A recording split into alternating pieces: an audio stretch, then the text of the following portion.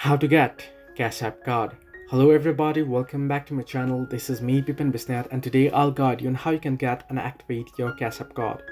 Now in order to get or order the Cash App card, what you want to do is you want to simply tap and open up the Cash App, and then you want to head into the card tab on your home screen. Once you're on the card tab, you want to simply tap on get your free card and then select continue. You can see virtual card only, you can see the order option there. You want to tap on it and you want to go ahead and get it.